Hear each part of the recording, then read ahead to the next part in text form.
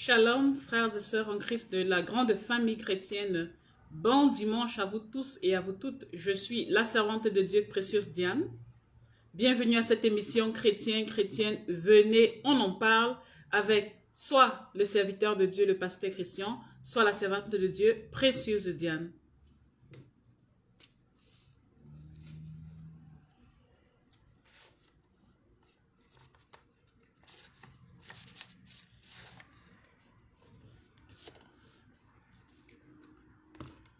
Nous bénissons et nous rendons grâce au Seigneur Jésus-Christ, lui qui a permis que nous puissions être ensemble. C'est lui qui a fait ce jour. Ce jour est sous le contrôle du Seigneur. Ce jour est sous la puissance du Saint-Esprit. Shalom, shalom, shalom à tous. Que la paix de l'Éternel soit avec vous, que sa grâce vous accompagne, que son amour vous surcharge, que son Saint-Esprit vous accorde le discernement pour cette nouvelle semaine, pour ce nouveau mois, le mois de juin. Donc, pour ceux-là qui n'ont pas l'habitude d'être avec nous, c'est une émission interactive. Vous posez les questions et nous vous accompagnons avec les réponses à la lumière de la parole de Dieu. Nous avons les commentaires qui commencent déjà à arriver. Nous avons le premier commentaire, notre bien-aimé, le frère Nathan Kadisso, qui dit bonsoir à vous, servante de Dieu, précieuse Diane. Bonsoir à vous, mon frère Nathan. Bienvenue sur ce plateau. Vous êtes un habitué. C'est un plaisir d'être avec vous. C'est toujours un plaisir énorme de faire cette émission à vos côtés, mon frère Nathan. Bienvenue. Nous avons le frère Romuald qui dit shalom, servante de Dieu. Shalom à vous, le frère Romuald. Nous avons notre bien-aimé, la sœur Marie Archange qui dit shalom, servante de Dieu, précieuse Diane. Shalom à vous, ma sœur Marie Archange. J'espère que vous vous portez bien. J'espère que vous vous sentez mieux. J'espère que le Seigneur, il est effectif. J'espère que sa visitation a déjà de l'impact sur vous. Que le Seigneur vous bénisse, qu'il vous fortifie. Ma sœur Marie Archange, où que vous soyez, je suis avec vous dans la prière. Nous avons notre bien-aimée aussi, la maman, la sœur Emma Aqua qui dit bonsoir grande famille chrétienne. Nous recevons vos salutations, la sœur Emma. Bonsoir à vous, shalom à vous ma sœur. Nous avons notre sœur aussi, la sœur Lucie. La sœur Lucie Lemassi qui dit shalom servante de Dieu, précieuse Diane. Shalom ma sœur Lucie, c'est un plaisir d'être avec vous. Donc, vous pouvez poser toutes les questions, c'est un rappel pour ceux-là qui n'ont pas l'habitude d'être avec nous. Vous avez la possibilité de poser toutes les questions, qu'elles soient bibliques ou extra-bibliques. Si vous avez des problèmes personnels, des situations que vous traversez, vous pouvez poser la question avec votre nom ou alors vous pouvez décider de rester dans l'anonymat. Nous allons respecter cet anonymat, frères et sœurs. Nous sommes à l'attente des questions. Il y a des soirées où il y a des jours, ou alors il y a des émissions où nous n'avons pas que des questions-réponses, mais nous avons aussi des thèmes, des exhortations. Et cette émission est sous le compte du ministère International Christian Church. Le visionnaire, c'est le pasteur Christian. Je profite pour passer un bonsoir, un shalom au pasteur Christian qui, je suis sûr, il m'écoute. Bonsoir à vous, pasteur Christian, que la paix de l'Éternel soit avec vous, pasteur Christian. Nous avons les messages qui continuent d'arriver. Nous avons notre sœur, la sœur Evelyne Laure Tchatchoua, qui dit shalom servante de Dieu et elle passe le bonsoir à toute la grande famille chrétienne. Shalom à vous, la sœur Evelyne. Shalom, shalom et bon dimanche aussi à vous. Nous avons notre bien-aimée, la sœur La Rose Idole, qui dit shalom servante de l'Éternel, précieuse Diane. Shalom à vous, ma sœur La Rose. Bon dimanche, ma sœur La Rose. Où que vous soyez, ma sœur La Rose Idole, bien le bonsoir à vous. Donc, vous pouvez partager cette émission, partager le direct à vos proches, à vos frères, vos sœurs, vos amis, pour que certaines personnes puissent aussi venir trouver édification, pour que certaines personnes aient aussi la possibilité de poser des questions. Parfois, il y a des émissions pareilles, les gens ne participent pas juste parce qu'ils ne sont pas au courant, ils ne savent pas que des émissions pareilles, ça existe. Donc, veuillez toujours partager des liens pareils lorsque vous avez des grandes familles. C'est important, c'est intéressant. Nous n'avons pas beaucoup de questions aujourd'hui, nous avons quelques questions. Et après ces questions-là, nous allons aborder un thème de fortification.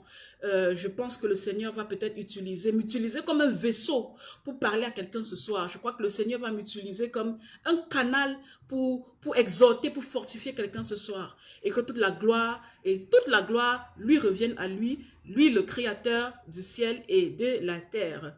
Nous avons la bien-aimée, les messages continuent d'arriver. Nous lisons les messages. La sœur Denise Zoé qui dit « Bonsoir, servante de l'Éternel, bonsoir à toute la grande famille chrétienne. Bonsoir, ma sœur Denise, bonsoir à vous. Vous êtes, je suis contente de lire votre message de salutation, ma sœur Denise, parce que vous êtes la première qui ouvrez le bal aujourd'hui. C'est avec vos questions, ma sœur Denise, que nous ouvrons cette émission. Nous avons aussi le bien-aimé, le frère Avogadro. Frère Avogadro, ça fait j'ai l'impression que ça fait des décennies, je ne vous ai pas parlé. Bien, shalom à vous, shalom, shalom, mon frère Avogadro. C'est un plaisir de vous lire, de vous écouter. Que le Seigneur continue de vous maintenir, de vous fortifier sur le chemin du salut, sur ce chemin de la fortification, sur ce chemin de l'obéissance et de la crainte de l'Éternel, mon frère Avogadro. C'est un plaisir et bon dimanche à vous, mon frère. Nous avons les messages qui continuent d'arriver, mais je voudrais rappeler les horaires, s'il vous plaît, si vous me permettez. Rappelons les horaires pour les nouveaux, pour ceux-là qui n'ont pas l'habitude d'être avec nous. Les horaires pour ces heures d'été, cette période d'été, vous avez le Congo, le Cameroun, le Niger, le Gabon, l'Angleterre. L'émission, c'est à 20h. La Côte d'Ivoire et le Togo, c'est 19h. La Suisse, la France, l'Allemagne, c'est 21h. Et le Brésil, 16h. C'est un rappel pour ceux qui sont aux États-Unis, ils peuvent utiliser comme référence Washington DC. L'émission à Washington DC, c'est à 15h. Frères et sœurs en Christ. Frère Avogadro, vous dites, vous recevez au nom de Jésus. Amen. Que le Seigneur Jésus-Christ soit loué, mon frère Avogadro. Pour ceux qui voudraient poser leurs questions, je rappelle, vous pouvez utiliser WhatsApp. Vous avez le numéro sur la page Facebook qui est surnommée, entre guillemets, International Christian Church. C'est notre page Facebook. Vous pouvez poser vos questions là à travers Messenger, ou alors vous pouvez poser vos questions directement pendant le live à travers les messages, ou aussi vous pouvez poser vos questions à travers WhatsApp. Le numéro WhatsApp du ministère pour poser des questions ou pour joindre des encadreurs, ou alors pour prendre rendez-vous pour parler avec le pasteur Christian ou alors avec ma personne, vous pouvez utiliser le plus 243 899 818 498. Je répète, 243 899 818 498. Donc, frères et sœurs, vous pouvez aussi poser vos questions à travers les commentaires YouTube et aussi à travers certains petits commentaires sur notre plateforme Instagram. Nous avons les messages de la sœur Marie Archange qui dit « Shalom, peuple de Dieu ». Nous vous invitons à aller après suivre les enseignements du pasteur Christian, très important sur YouTube, avec pour titre « 13 signes d'attaque satanique ». C'est très édifiant. La sœur Berthe a déjà suivi les enseignements qui ont été publiés. Je veux merci infiniment pour ce petit rappel et cette exhortation, ma sœur Marie Archange. Je vais rappeler donc pour tous ceux qui est avec nous là, il y a une série d'enseignements en 3 parties et puis il y a une 4e partie, en 3 parties principales qui ont été publiées sur la chaîne YouTube. Le nom de la chaîne YouTube, c'est Pasteur Christian Ben. Vous allez voir ces enseignements, les 13 signes d'attaque satanique. C'est très important, s'il vous plaît, ne ratez pas. C'est en 3 parties. Vous pouvez suivre la première partie et sauvegarder les 2 autres parties pour plus tard, ou alors vous pouvez suivre tout d'un coup de façon enchaînée les 3 parties de cette émission. Je répète, ne soyez pas confus, c'est pas une seule vidéo, c'est 3 vidéos avec qui se suivent, qui sont consécutives. Commencez à suivre à partir de la première vidéo, premier enseignement pour ne pas être embrouillé. Je fais aussi un rappel, l'émission ou alors le lien YouTube est disponible sur notre page Facebook. Frères et sœurs vous pouvez retrouver ce lien YouTube sur la page Facebook, ou alors pour ceux qui sont dans le groupe Facebook, vous avez aussi ce lien YouTube dans le groupe Facebook. Les liens YouTube ont aussi été, nous avons partagé aussi ça sur la plateforme WhatsApp. Peu importe où vous trouvez YouTube, Facebook, WhatsApp, vous avez la possibilité d'accéder à cet enseignement magnifique et extraordinaire en 3 parties. Les 13 signes d'attaque satanique, vous avez le 1, le 2 et le 3. Et n'oubliez pas, pour ceux qui êtes intéressés, pour ceux-là qui veulent recevoir encore plus d'enseignements de la sorte, abonnez-vous. Abonnez-vous à cette chaîne YouTube-là, ou alors abonnez-vous à cette page Facebook pour recevoir des enseignements pareils. Et n'oubliez pas, laissez vos commentaires. Donc, lorsque vous suivez ces enseignements sur YouTube, laissez vos commentaires. Et aussi, le plus important, likez les vidéos que vous aimez. Parce que lorsque vous likez, ça encourage, ça stimule les algorithmes YouTube à partager et à faire plus d'impression pour ces enseignements-là. Donc, frères et sœurs, n'oubliez pas, suivez ces enseignements sur la chaîne YouTube, partagez-les, likez-les et laissez vos commentaires pour l'édification du peuple de Dieu. Nous sommes déjà arrivés à 10 minutes, je dirais, du début officiel de cette émission. Aujourd'hui, nous avons enregistré les questions des frères et sœurs. Nous avons la bien-aimée, la sœur Denise et le bien-aimé, le frère Bertin Eglo. Et puis, nous avons la sœur Free. Donc, voilà les questions qui ont été enregistrées pour cette édition-là. Ceux qui ont posé des questions et qui n'ont pas suivi leur nom, s'il vous plaît, reposez encore. Utilisez n'importe quelle plateforme, posez vos questions, faites faites le maximum pour que nous puissions avoir votre question afin que nous vous apportions une réponse à la lumière de la parole de Dieu. Avant de passer au vif du sujet, je voudrais encourager ceux-là qui sont encore en train d'hésiter ou alors ceux-là qui n'ont pas encore la conviction complète ou alors ceux-là qui sont encore qui n'ont pas encore eu l'information. Nous avons lancé un projet de construction. Le Seigneur Jésus-Christ a guidé un projet de construction qui est en train d'être mis sur pied actuellement dans le pays Congo, spécifiquement dans la ville de Kinshasa, Congo-Kinshasa. Donc, pour ceux-là qui ont à cœur d'apporter de l'aide financière, de soutenir cette œuvre-là, peu importe quel type d'aide vous voulez apporter, ceux qui ont ça à cœur, n'hésitez pas de nous joindre. Vous pouvez nous joindre au numéro de téléphone WhatsApp de la page Facebook ou alors de la même façon avec laquelle vous posez vos questions. Vous pouvez nous joindre pour que nous récupérions vos dons. Tout don sera le meilleur, tout don sera le bienvenu. L'œuvre de Dieu doit avancer. Nous utilisons ce que nous avons pour pousser l'œuvre de Dieu vers l'avant et nous savons que le Seigneur, il nous bénira toujours, il nous retournera toujours des bénédictions. Donc pour ceux qui ne savent pas encore, nous continuons toujours de récupérer et de recevoir les dons des uns et des autres. N'hésitez pas du tout. Si vous avez quelque chose que le Seigneur vous met à cœur, faites un signe, faites un geste. Et n'oubliez pas, c'est pas la quantité qui compte. C'est pas la quantité qui compte. Chacun de nous est évalué selon son individualité, selon sa personnalité devant le trône céleste. Nous tous n'avons pas les mêmes moyens, nous tous n'avons pas les mêmes revenus, mais chacun de nous avons la possibilité de faire un choix avec ce qu'on a. Donc faites les bons choix, frères et sœurs, et voilà, nous allons continuer de pousser l'œuvre de l'avant pour avancer les constructions. Donc, la sœur Denise a posé sa question. Je vais lire la question de notre bien-aimée, la sœur Denise. Elle a posé 2 questions. Donc, la première question de la sœur Denise, elle dit, « Jésus dit qu'il y a plusieurs demeures dans la maison de mon Père. Je voudrais comprendre le sens de ce verset biblique. » Je répète la question de notre bien-aimée, la sœur Denise. Elle a posé cette question à travers le live passé. Elle dit, « Jésus dit qu'il y a plusieurs demeures dans la maison de mon Père. Je voudrais comprendre le sens de ce verset biblique. » Ce verset biblique, je rappelle pour ceux qui n'ont pas l'habitude de lire la Bible, il se retrouve dans le livre de Jean, chapitre 14, verset 2. Je suis en train d'ouvrir déjà ma Bible. Si vous voulez faire de même, ce sera intéressant. Retrouvons-nous dans le livre de Jean, frères et sœurs, je vous invite. Chapitre 14, verset 2.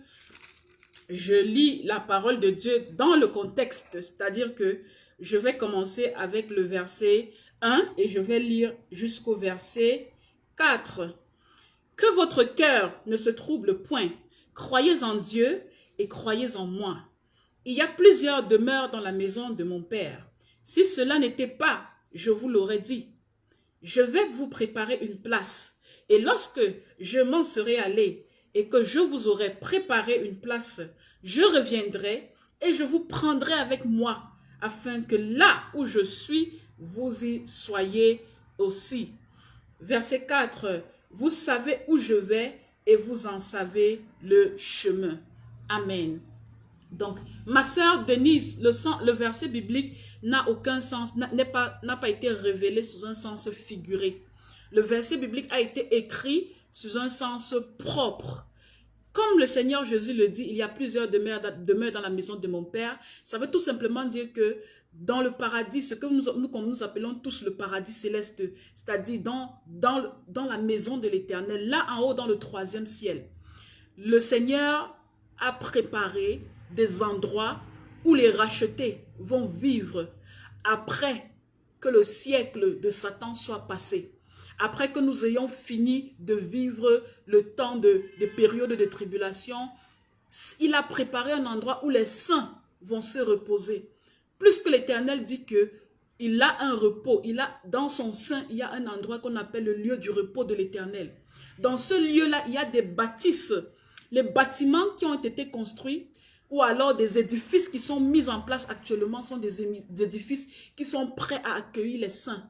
Lorsque vous entendez dans le livre, vous lisez dans le livre de Pierre que Jésus-Christ, lorsqu'il a été tué, il est descendu dans le séjour de mort, il a prêché aux esprits, et il a déplacé le sein d'Abraham pour aller le faire asseoir à la droite de Dieu, là où lui il est, dans la demeure de son Père. Toutes ces âmes-là qui se sont avancées avec nous, toutes ces âmes-là qui ont transitionné avec nous, toutes ces personnes-là qui sont des saints de la grande église céleste et qui se sont déjà avancés dans le repos de l'Éternel. Ils vivent dans des endroits. Dieu est un Dieu d'ordre, Dieu n'est pas un Dieu de désordre. Ils sont dans des endroits spécifiques qui ont été aménagés. Je ne peux pas vous dire que c'est comme des maisons humaines, non. Parce que le matériau que Dieu utilise dans la dimension spirituelle est un matériau différent qui a été utilisé dans la dimension humaine.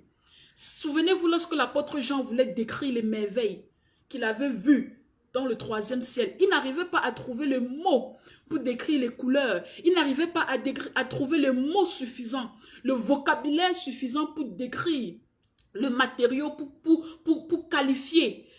C'est pourquoi? C'est tout simplement parce que il y a des choses que nous ne pouvons pas encore comprendre la quintessence parce que nous ne sommes pas encore arrivés là-bas. Des choses que le corps de chair ne peut pas encore avec les 5 sens traduire et évaluer et quantifier la perfection.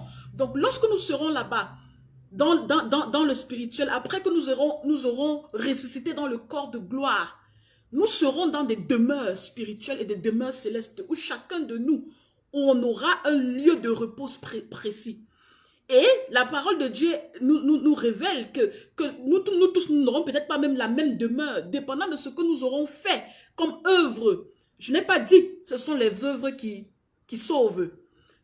Au tribunal des justes, tous les justes qui auront travaillé et vaqué pour l'avancement de l'œuvre de Dieu, ceux-là qui n'auront pas été sauvés comme au travers du feu, ceux-là auront des récompenses. Et parmi ces récompenses-là, il y aura forcément, nos demeures peut-être ne seront même pas les mêmes. Il y a tout ça. Donc oui, ma soeur Denise, il y a des demeures que Jésus est allé préparer. Il est allé superviser les travaux. Il est allé à préparer cette place-là. Et quand il reviendra chercher l'église, revenir chercher l'église, c'est quoi? C'est quand il reviendra enlever l'épouse. Le jour de l'enlèvement, quand il reviendra, il nous prendra pour aller pour nous permettre d'aller dans notre demeure céleste avec le Dieu très haut. Est-ce que vous avez compris? Mais il y a des choses que la Bible ne précise pas. Puisque nous savons qu'il y aura à un moment donné une Jérusalem céleste. La Bible dit qu'il y aura un nouveau ciel, il y aura une nouvelle terre. L'ancienne terre sera détruite, l'ancienne humanité sera détruite, tout sera renouvelé. Est-ce que ces nouveaux cieux et cette nouvelle terre vont accueillir ces édifices qui sont en train d'être préparés pour nous aujourd'hui? Est-ce qu'il y aura de nouveaux édifices? Point d'interrogation. On n'a pas toutes les questions. On aura certaines réponses à certaines questions lorsque nous serons dans la présence de l'Éternel. Mais pour l'instant, il y a une chose qui est sûre. Au sens propre, Jésus est allé vous préparer, ma sœur Denise, une place, un édifice, une maison, un endroit, une demeure pour votre repos éternel. Ça, c'est dans le cas où vous ne faites pas naufrage par rapport à la foi. Vous aurez la possibilité de jouir de ce que le Seigneur est allé préparer pour vous. Il n'y a pas que le lieu de repos, il y a aussi les récompenses, les couronnes qui nous seront attribuées selon les œuvres que nous aurons accomplies pour l'avancement de l'œuvre de Dieu. Ma sœur Denise vous pose une question, vous dites, est-ce qu'il y a des quartiers là-bas? Je ne peux pas vous donner des spécificités. Ce que je vois et ce que je sais dans la dimension humaine où je vis, je vois que les êtres humains ont su s'organiser pour que l'humanité vive en paix. Si les êtres humains ont su s'organiser en quartier, en ville, en département, en village, à plus forte raison notre Dieu le Père qui est parfait. Peut-être il n'y aura pas de quartier, peut-être il y aura une autre organisation, peut-être il y aura une autre division spirituelle, je ne sais pas. Mais je sais qu'il y aura de l'ordre là-bas et qu'il y aura des endroits spécifiques attribués à chacun de nous selon sa récompense. J'espère que j'ai répondu à votre question. La deuxième question de notre sœur Denise, elle dit, pourquoi parmi tous les disciples de Jésus, c'est seulement Pierre que le diable a ciblé?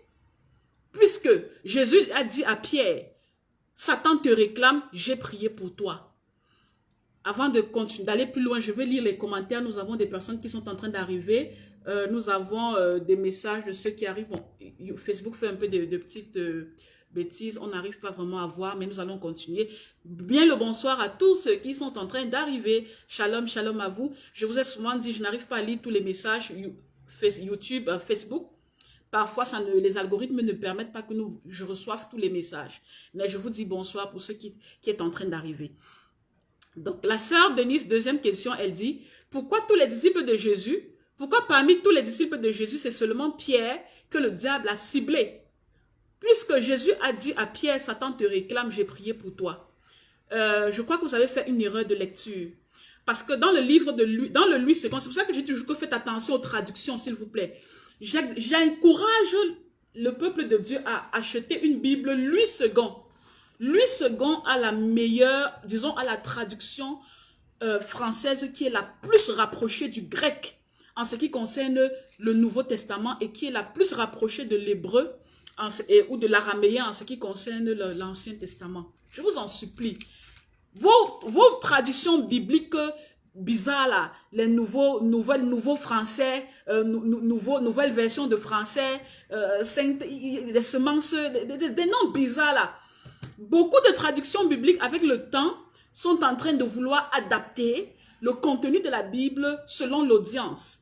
Mais la plupart de ces traductions bibliques, en essayant d'adapter la traduction, en essayant d'adapter les nouvelles versions de Bible à l'audience français facile et tout ça, ils changent le sens spirituel. Un le qui devient un la peut changer toute l'explication d'un verset biblique. Un point qui devient une virgule peut changer tout le message du Saint-Esprit. Donc, pour l'instant, la version Louis II est la meilleure version que je pourrais recommander aux chrétiens qui veulent vraiment comprendre la parole de Dieu sans être emportés par le vent des mauvaises interprétations doctrinales. Nous avons la sœur Sandy des Tropiques qui dit il y a de nouvelles versions de Louis II maintenant aussi. Moi, je prends toujours le 1910, il faut préciser. D'accord, je fais cette précision. La sœur Sandy des Tropiques a raison. Le Louis II, c'est la traduction de 1910. Il y a d'autres nouvelles traductions qui ont été mises à jour, qui sont plus récentes, mais moi je préfère rester dans le contenu de 1910 qui fait partie des traductions les plus primitives, des traductions directes du grec en français et de l'araméen et de l'hébreu en français. Maintenant, nous allons voir, je ne sais pas quelle version la sœur Denise a utilisée. S'il vous plaît, ouvrez avec moi Luc chapitre 22, verset 31. Parce que la sœur Denise nous dit que Satan a réclamé uniquement Pierre. Elle veut savoir pourquoi Satan avait réclamé uniquement Pierre parmi les 12 apôtres. Moi, dans ma version, Satan n'a pas réclamé Pierre. Il les a réclamés tous. Ouvrons la parole de Dieu, nous lisons. Luc chapitre 22, verset 31, frères et sœurs. Je lis la parole de Dieu. Luc chapitre 22, verset 31, frères et sœurs. Est-ce que vous êtes déjà là? Je lis la parole de Dieu. Permettez-moi. 22, 31, je vais lire. Et avant de lire, je vais lire directement. Le Seigneur dit, Simon, Simon, Satan vous a réclamé pour vous cribler comme le froment. Mais j'ai prié pour toi afin que ta foi ne défaille point et toi, quand tu seras converti, affermis tes frères. Amen. Amen. Ma sœur Denise, dans le Louis II, la Sainte Bible, Louis II, version 1910, Satan vous a réclamé, vous c'est le pluriel. Jésus n'était pas en train de vous voyer Pierre. Vous, ici ça caractérise le pluriel.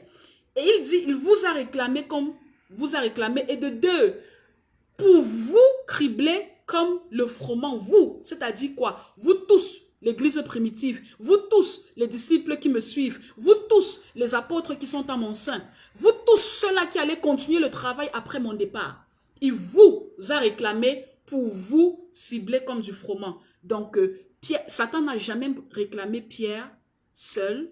Satan a réclamé tous les disciples de Jésus, sinon tous les apôtres de Jésus qui étaient au pied de Jésus pendant son ministère terrestre. Ce que je dirais maintenant, la question que je veux plutôt, je vais anticiper sur une prochaine question que vous pouvez avoir. Pourquoi Jésus n'a prié que pour Pierre? Jésus a prié pour Pierre, c'est une symbolique spirituelle parce que Pierre représentait en principe le chef, le leader parmi les apôtres, le leader parmi les disciples que Jésus avait choisi. Donc, Pierre étant la pierre sur laquelle l'église devait être fondée. Il est la pierre, mais il n'est pas le rocher. Parce que le rocher, c'est Jésus qui est le fondement. Mais la pierre, le petit morceau à côté, c'est Pierre qui est un peu comme qui représente un peu le leader des saints, le leader de l'église primitive. Quand il prie pour ce leader-là, il ne prie pas. Il peut s'adresser directement à ce leader-là, mais en principe, il est en train de prier pour ce leader-là et tous ceux qui seront associés à la vision de ce leader-là, ou bien tous ceux qui seront des suiveurs de ce leader-là. Donc, quand il a prié pour Pierre, c'était une prière spirituelle symbolique qui s'adressait non pas seulement à Pierre, mais à Pierre et à tous ceux qui étaient aux arrières de Pierre, qui étaient sous l'autorité de Jésus-Christ. Donc, cette prière-là était une prière qu'il a faite pour Pierre, mais aussi pour moi, aussi pour vous et pour tous les autres qui ont choisi d'accepter Jésus-Christ comme Seigneur et comme Sauveur. J'espère que j'ai répondu à votre question, ma sœur Denise. Nous allons continuer. La deuxième question. C'est une question qui a été posée à travers les commentaires YouTube. Nous avons le bien-aimé, le frère Bertin Eglo, qui a posé une question à travers YouTube. Le frère Bertin Eglo, à travers YouTube, il dit, j'aimerais savoir, est-ce que le Seigneur Jésus-Christ va encore renaître à sa seconde venue comme la première fois? Belle question. Le frère Bertin Eglo, à travers YouTube, nous dit, vous allez m'excuser, pardon. Il nous dit, j'aimerais savoir, est-ce que le Seigneur Jésus-Christ va encore renaître à sa seconde venue comme la première fois? Mon frère Bertin, je vais répondre à votre question selon le niveau spirituel de votre question. Et à travers votre question, je peux déjà comprendre votre niveau spirituel et je vais descendre à ce niveau spirituel-là pour répondre, pour que vous soyez satisfait. Mon frère Bertin, le Seigneur Jésus ne va plus renaître. Le Seigneur Jésus est né une seule fois. Il a été engendré par la vertu du Saint-Esprit. Il a été conçu par la vertu du Saint-Esprit. Il y a une femme qui a trouvé grâce aux yeux de Dieu, qui a porté le fruit de conception pendant 9 mois. Il est venu sur terre. Il est arrivé, il est né comme tous les autres êtres humains, mais il n'a pas été conçu comme tous les autres êtres humains. Jésus est le seul qui a été conçu miraculeusement dans cette humanité. Et nous savons très bien que Adam n'a pas été conçu, il a été créé. Donc, plus que Jésus est né, mon frère Bertin, il a fait ces 3 années et quelques mois, 3 années de ministère. Et il s'est en allé pour préparer une place pour nous, comme nous avons dit à la sœur Denise. Il est allé s'asseoir à la droite de Dieu le Père. Il est allé là-bas pour intercéder pour nous. Il est allé là-bas pour plaider pour nous afin que le temps de Dieu arrive et que l'Église soit complètement enlevée. Lorsqu'il reviendra, il reviendra dans son corps. Maintenant, il y a une confusion que l'Église fait souvent et je voudrais profiter de votre question, mon frère Bertin, pour mettre de la lumière. Il y a un seul retour de Jésus-Christ. Les gens pensent que ce retour-là, c'est l'enlèvement. Et souvent, par erreur, ils considèrent l'enlèvement comme le retour de Jésus-Christ. C'est faux. Il n'y a pas 2 retours de Jésus. Il y a en principe un retour de Jésus-Christ. Et l'enlèvement n'est pas le retour de Jésus-Christ. Pourquoi? Parce que dans les événements de la fin, la Bible nous précise très bien que dans les événements de l'enlèvement, Jésus-Christ va apparaître dans les cieux, dans les airs, avec une armée céleste derrière lui. Et lorsqu'il apparaîtra, en un clin d'œil, il y aura les saints, les élus, ceux qui auront gardé la parole. Ils seront enlevés pour aller à la rencontre de Jésus dans les cieux. Et d'un clignement d'œil, ils seront directement changés. C'est-à-dire que leur corps corruptible aura revêtu l'incorruptibilité. Il y aura la résurrection de leur corps de chair en corps de gloire. D'un clincement d'œil ou d'un claquement de doigts. Donc l'église, les saints vont monter pour rencontrer Jésus dans les airs. Mais il se présente dans les cieux pour enlever l'église, pour les amener dans la demeure de son Père. Ce n'est pas son retour. Le retour de Jésus-Christ est appelé, c'est ça qui est la seconde venue de Jésus-Christ, qu'on appelle en termes théologiques la parousie. La parousie a deux définitions. Dans l'ancienne traduction grecque, la parousie veut dire la manifestation de Christ dans l'invisible, dans la création. Mais ce terme parousie qui a été délecté du parousia qui est grec, a une signification eschatologique, c'est-à-dire une définition selon les événements de la fin des temps qui signifie le retour de Jésus-Christ. Et quel est le retour de Jésus-Christ? Ce retour de Jésus-Christ, premièrement, se fera à quel moment? Il y a certains événements qui auront déjà pris, qui se seront passés avant que Jésus revienne. Et cette fois-ci, quand il ne revient pas pour enlever l'église. Il revient pour achever la guerre contre Satan, l'ennemi de nos âges. Donc, il y aura d'abord l'enlèvement de l'église, la rencontre dans les cieux, c'est ça qui est la rencontre dans les cieux. Après ces événements-là, il y aura la grande tribulation. La grande tribulation va se passer dans une période de 7 années, où il y aura les 3 premières années et demie, il y aura la paix, il y aura le faux prophète et l'antéchrist qui vont venir là faire comme des gens bien, comme des gens pieux, qui vont un peu corrompre le genre humain. Et puis les 3 autres années et demie seront les années de barbarie, les années de torture, ces années de tribulation où on va tuer et martyriser ceux qui seront dans la catégorie des martyrs de l'église, ceux qui vont venir après là. Je ne vais pas entrer dans les détails. Et après cette grande tribulation-là, il y a une période des événements de la fin qu'on appelle le millénium. C'est cette période-là où Jésus reviendra avec les saints pour vivre dans la Nouvelle Jérusalem pendant 1000 ans. Et pendant cette période de 1000 ans-là, Satan sera enchaîné.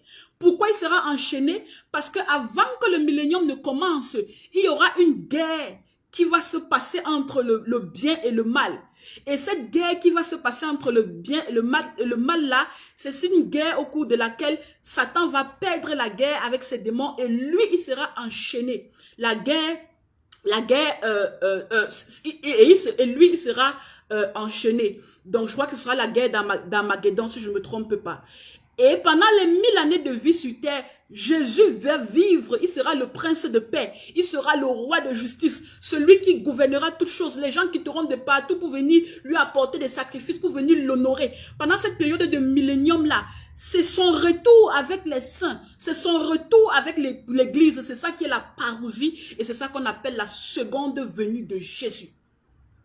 Et après le millénium, Satan sera libéré. Il va encore organiser une autre guerre mauvaise. Il va rassembler tous les peuples qui se seront rebellés et tous les démons. Ils vont faire une deuxième guerre, la guerre de, je crois maintenant, la guerre de Gog et Magog. Et il sera vaincu. Il sera jeté maintenant, précipité dans l'enfer. Plus qu'il est le troisième à entrer dans l'enfer. La première personne, c'est l'antéchrist. Le deuxième, c'est le faux prophète. Et Satan viendra les rejoindre en troisième position. Puis, suivront Satan tous ceux qui n'auront pas trouvé leur nom écrit dans le livre de vie. Et ça, ce sera lorsque le jugement dernier aura lieu. J'ai juste fait ce petit résumé pour ne pas vous embrouiller et pour vous faire comprendre c'est quoi le second retour de Jésus. C'est ce moment-là où il reviendra pour vivre avec l'épouse dans la Jérusalem céleste. C'est ça qui est la parousie ou parousia en grec et qui est le second retour de Jésus-Christ. Et quand il reviendra dans sa forme, puisqu'il a dit à ses disciples, mon frère, lorsqu'il a eu l'ascension, il était en train de monter. Je vais revenir pour vous donner un petit détail, frère Bertin. Lorsque Jésus-Christ a ressuscité des morts, 3 jours après qu'il est ressuscité de mort, quand on a trouvé le tombeau vide, Il est resté encore sur terre pour continuer le ministère pendant 40 jours, où plusieurs personnes de l'église, plus de 500 personnes l'ont aperçu quand il a ressuscité dans son corps de gloire, parce qu'il est le prémisse des ressuscités. Quand il a fini les 40 jours, il a fait son ascension, il est monté au ciel. Et lorsqu'il est monté au ciel, les disciples étaient là en train de les regarder, les 11 disciples, puisque Judas à ce moment n'était plus avec eux. Les 11 disciples étaient en train de les regarder, tristes, confus. Et un ange, les anges leur ont apparu et leur ont dit, vous regardez quoi? Qu'est-ce que vous regardez? De la même façon qu'il est monté, c'est de la même façon qu'il redescendra et que vous le verrez. Donc ce verset biblique-là vous signifie déjà, mon frère Bertin, que ce n'est pas un enfant qui va renaître de nouveau. De la même façon, dans la même allure, la même apparence avec laquelle il était quand il montait, c'est de la même nature, de la même apparence, de la même allure qu'il sera quand il reviendra. J'espère que j'ai répondu à votre question, mon frère. Que le Seigneur Jésus vous bénisse. Et si vous avez encore d'autres questions, vous posez, ne vous gênez pas et je vais répondre. Maintenant nous avons la troisième question, la sœur qui dit, à travers les commentaires YouTube, 2 questions de la sœur. Elle dit, vous avez dit que les personnes qui se sont présentées devant Lot dans le livre de Genèse, chapitre 19, verset 1, sont des anges. Mais pourquoi ces anges, dans ce cas, ont-ils permis à Lot de se prosterner devant eux? Alors qu'un ange a refusé à l'apôtre Jean de faire de même dans le livre de l'Apocalypse. Je répète la question, pour ceux qui n'ont pas bien entendu. Vous avez dit que les personnes qui se sont présentées devant Lot dans le livre de Genèse, chapitre 19, verset 1, sont des anges. Mais pourquoi ces anges, dans ce cas, ont-ils permis à Lot de se prosterner devant eux? Alors qu'un ange a refusé à l'apôtre Jean de le faire dans le livre de l'Apocalypse. Dans le livre, merci pour la question, je reviens Genèse chapitre 19 verset 1. Quand vous dites que, je veux dire déjà à cette sœur, quand elle dit, vous avez dit que les personnes qui se sont présentées devant Lot étaient des anges. Je n'ai pas dit, la Bible dit que. Je vous ai toujours dit que, quand on travaille ici, là, ce n'est pas selon mes opinions. Ce n'est pas selon ce que Précieuse Diane pense. C'est à la lumière de la parole de Dieu. C'est même ça le titre de cette émission. Chrétiens et chrétiennes, venez, on en parle. À la lumière de la parole de Dieu. Précieuse Diane n'a pas dit que ce sont des anges. Précieuse Diane a rappelé à ceux qui oublient leur Bible et qui oublient la parole de Dieu, que la parole de Dieu a dit que c'était des anges, c'est oui et c'est amen. Je relis le verset biblique. C'est le premier point que je voudrais signaler. Chapitre 19, Genèse chapitre 19, verset 1. Les 2 anges arrivèrent à Sodome sur le soir et Lot était assis à la porte de Sodome. C'est clair et net. C'est limpide. Les 2 anges. On n'a pas dit l'ange de l'Éternel. On n'a pas dit l'Éternel. On a dit les 2 anges. C'est français. Les 2 anges. Il n'y a rien à discuter là-dessus. Je commence déjà par là. Maintenant, la Bible dit que c'était des 2 anges. Pourquoi donc ces anges ont permis à Lot de se prosterner? Votre question est une question qui est ambiguë pour vous-même. Pourquoi? Parce que les humains sont libres de faire ce qu'ils veulent faire. Un humain est libre de faire le bien, un humain est libre de faire le mal. Un humain est libre de s'égarer, un humain est libre de rester dans le droit chemin. Maintenant, lorsque nous faisons des erreurs, il y a des façons que Dieu a prévues, des choses que le Seigneur a permis pour que les entités célestes puissent parfois nous ramener sur le droit chemin. La Bible n'écrit pas tout.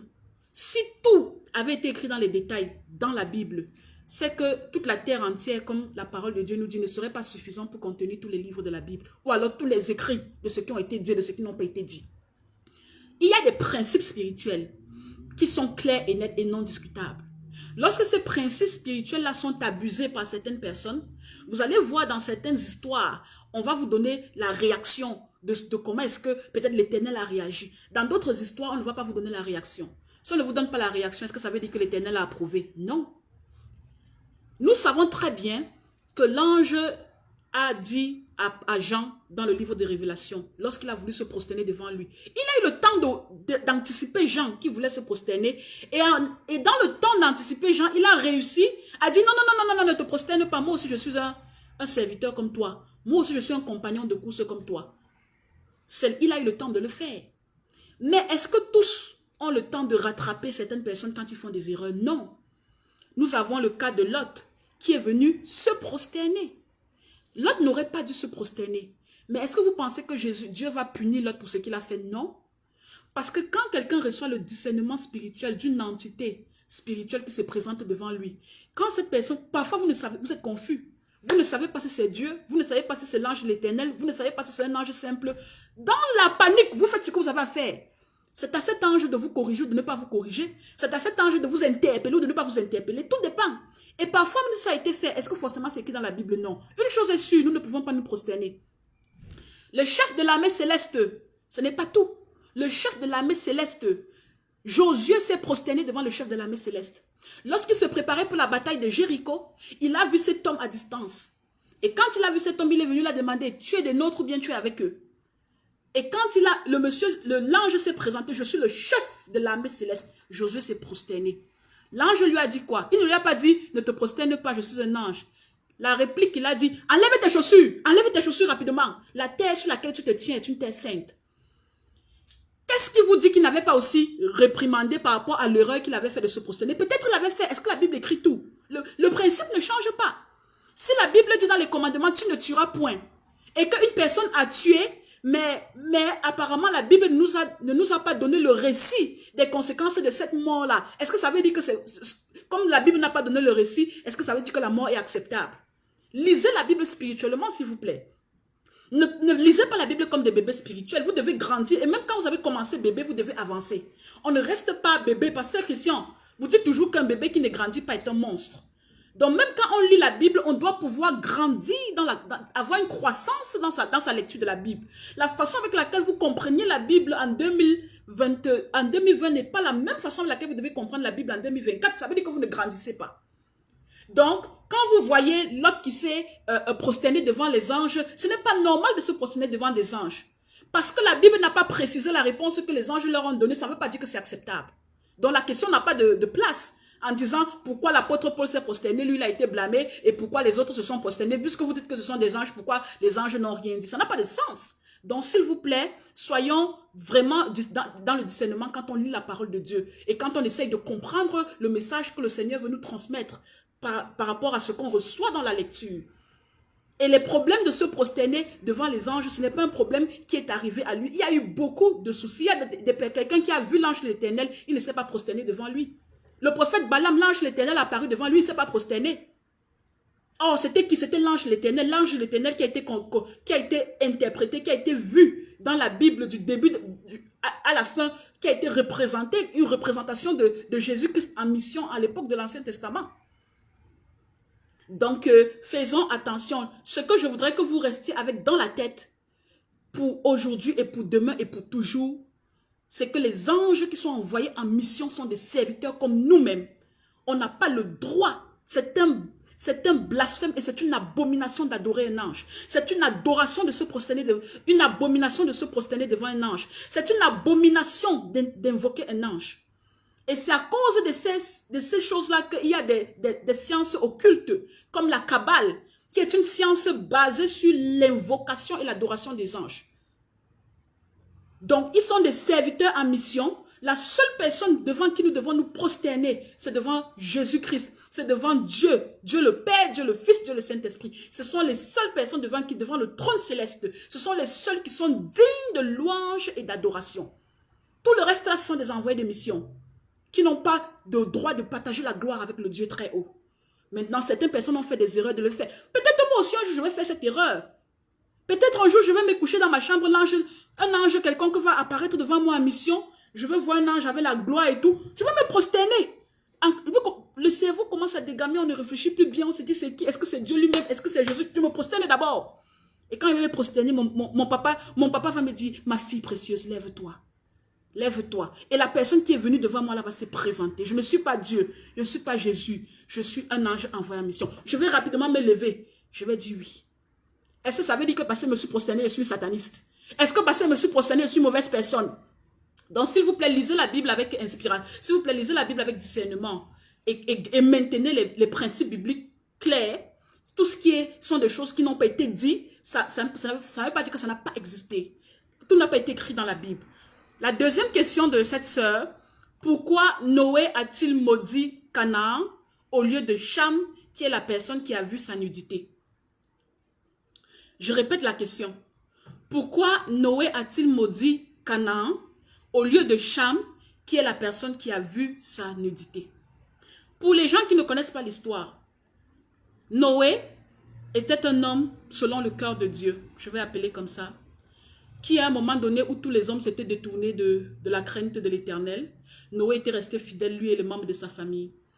Et le Seigneur s'est repenti d'avoir créé la race humaine. Il a décidé de détruire toutes les créatures qui se mouvoient. Je crois qu'on dit ça en français, toutes les créatures qui se meuvent ou qui se mouvoient. Je ne suis pas très sûre, le français commence à me créer beaucoup de problèmes. Donc, il a décidé de détruire toutes les créatures qui se meuvent, qui se mouvoient sur la terre. Créatures animales, créatures végétales, créatures humaines. Mais un homme a trouvé grâce à ses yeux, il s'appelait Noé. Je vais faire une petite pause, je vais saluer les nouveaux arrivés. J'ai ma soeur Théophidèle, ma soeur Théophidèle. Elle dit shalom, maman servante de Dieu, précieuse Diane. Shalom à la soeur Théophidèle. Bon dimanche à vous, ma soeur. Très contente de vous lire. Nous avons le frère Martin qui est là, qui dit amen. La soeur Julka qui dit amen, amen, amen à tout le monde. Et bonsoir à tous les nouveaux venus. Ceux qui ont les messages affichés et aussi ceux que Facebook n'ont pas affiché leurs messages.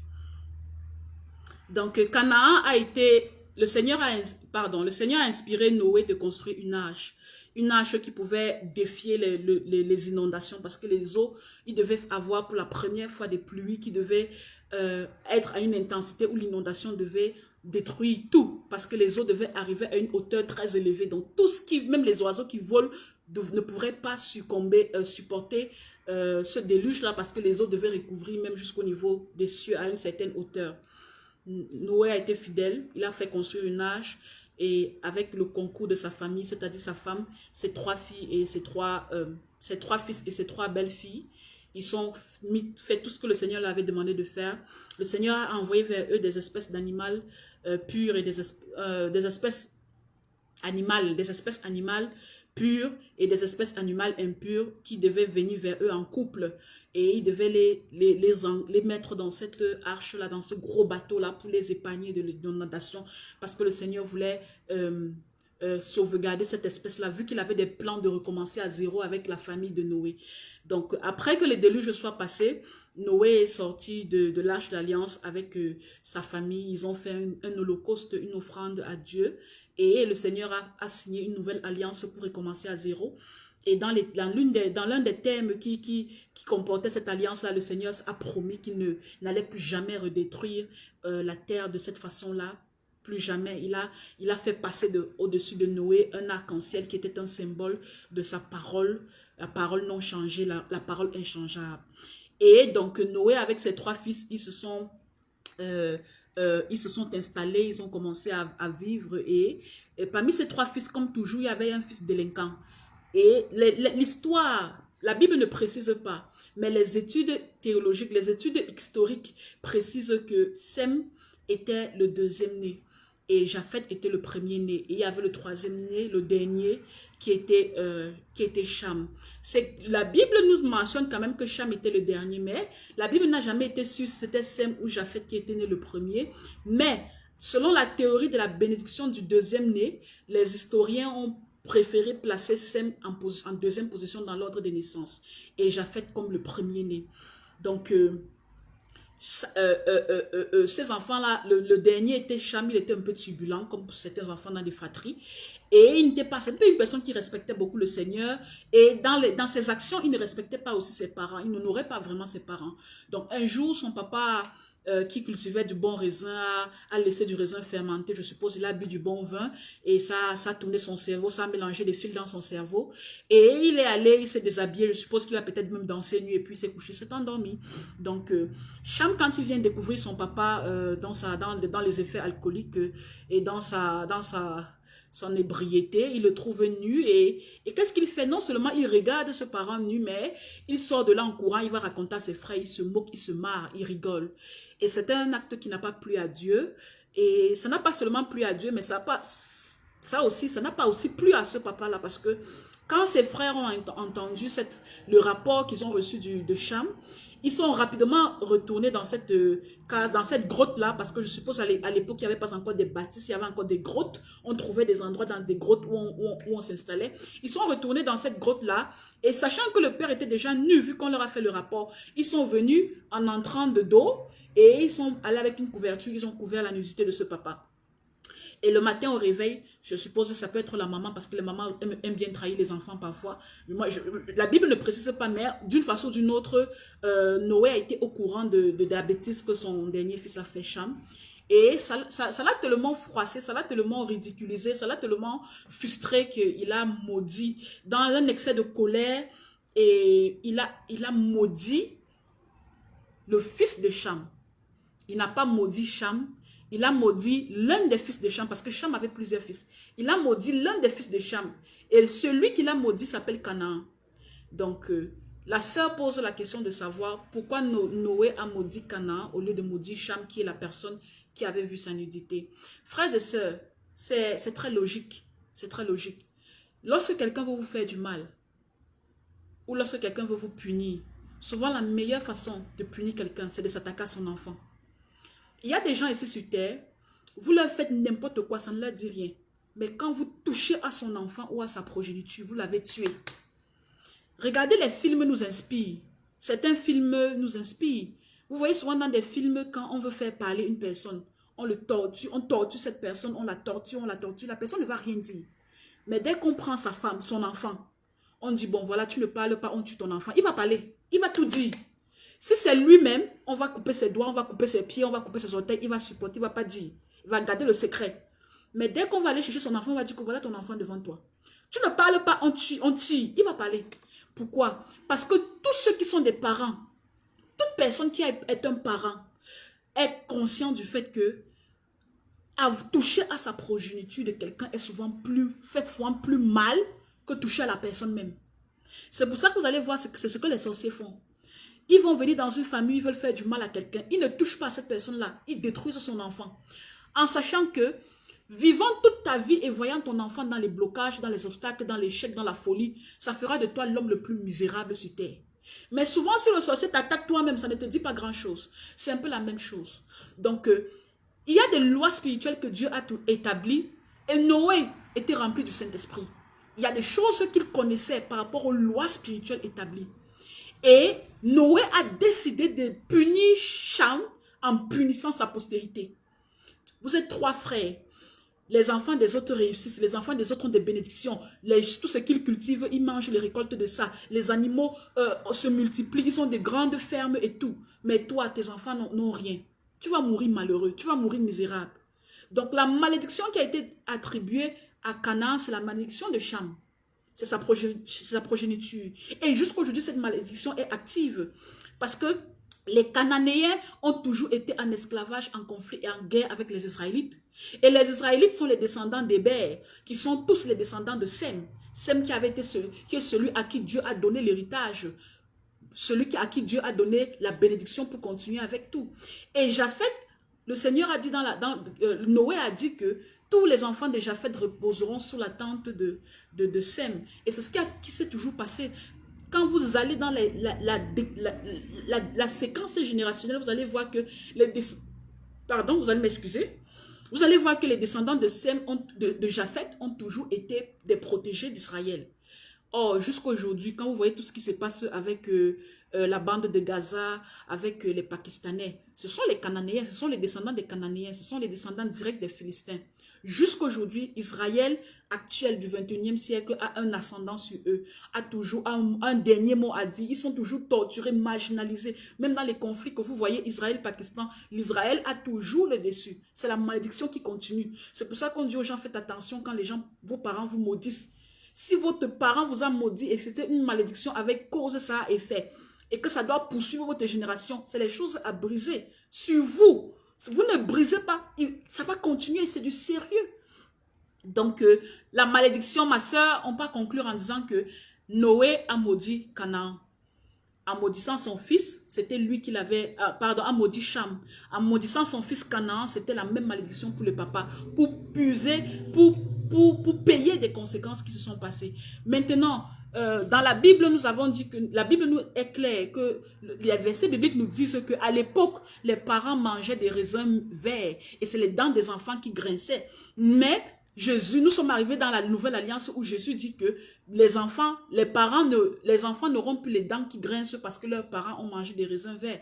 C'est une façon de dire que ces affaires de malédiction générationnelle, de malédiction générationnelle sont brisées par le sang de l'agneau. Donc pour quelqu'un qui a un parent qui a été maudit et il sait qu'il a le testament spirituel, il va hériter de cette malédiction-là. Cette personne, par le sang de Jésus, peut briser ça à son niveau pour que ça ne continue pas sur ses enfants. Parce que cette loi de l'Ancien Testament, de la malédiction qui allait jusqu'à la 4e génération, ce n'est plus d'actualité avec la grâce que nous avons par la mort de Jésus sur la croix.